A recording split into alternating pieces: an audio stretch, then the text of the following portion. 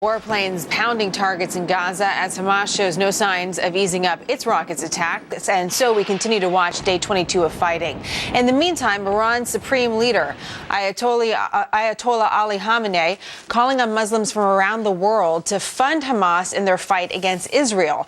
Iran isn't alone in their support for the terrorist group, so who are the quote-unquote investors in Hamas, and how does it impact the pursuit of peace? Jonathan Schanzer is Vice President of Research at the Foundation for Defense of Democracies and has done some work with their Treasury Department as well as far as terror funding. So, Jonathan, let's just start with who are the main players here? Who are supporting Hamas financially? Sure. Well, I mean, the support for Hamas has gone through a significant evolution.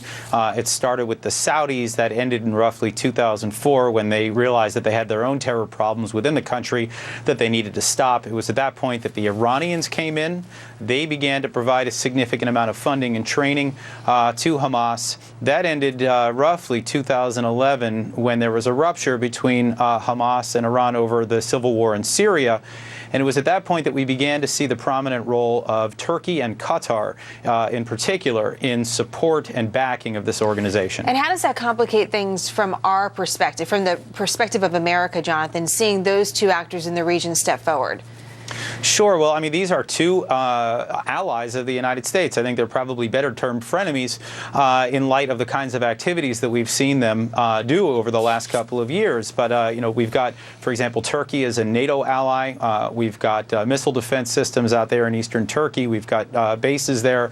And then, of course, in Qatar, we have the largest air base in the Middle East. And both of these countries have been deemed by our State Department as allies. Of course, they are acting in strong contravention of stated U.S. policy by supporting a designated terrorist organization. So talk us through then what we saw with Secretary Kerry standing with representatives from both countries proposing this ceasefire that obviously wasn't well received and hasn't taken place so far. We have a picture from just the past few days.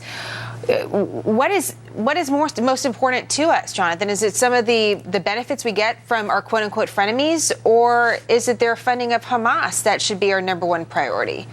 Well, you know, look, we obviously have a very convoluted policy, but the idea that Qatar and Turkey would be invited to Paris to this big foreign ministers convention to come up with a ceasefire. I mean, look, these are two countries that created the problem. They're among the top contributors to the Hamas problem, and then they were invited to Paris to be part of the solution. This is, in my opinion, very bad messaging on the part of our State Department. We should have been condemning these countries all along the way. The problem, of course, is that we neglected to do that over the last several years, and it became more and more complicated to call them out onto the carpet.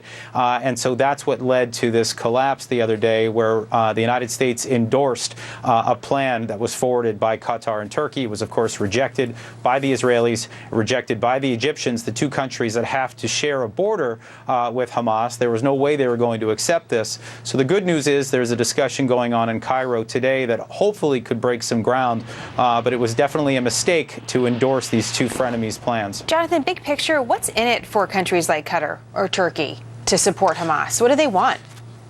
Well, look, you know, it's complicated. Both of these countries can't quite figure out whether they belong in the East or the West. Both of the countries are strong proponents of the Muslim Brotherhood. Of course, Hamas is a splinter of the Muslim Brotherhood. And they think, at least it appears this way, that they think that supporting a group like Hamas will help them gain popularity and perhaps propel them to leadership in the Muslim world. Interesting. So if we cut off funding and we cut off our partnership with these countries, which just doesn't seem likely, would that then suffocate Hamas? I mean, if Hamas doesn't have the money for the tunnels and doesn't have the connections to get the rockets from Iran, then is Hamas no longer? Well, look, I don't know if it's Hamas no longer. Hamas has grassroots support. There are deep pocket donors throughout the Middle East that have long contributed to Hamas. They appreciate the fact that Hamas carries out violence against Israel, and that continues to be popular. But I do think that cutting off support from Qatar and Turkey would deliver a crippling blow to the organization. I think it would be far weaker if we were to stand firm on this issue. Interesting. Jonathan, great to see you as always. Thank you. My pleasure.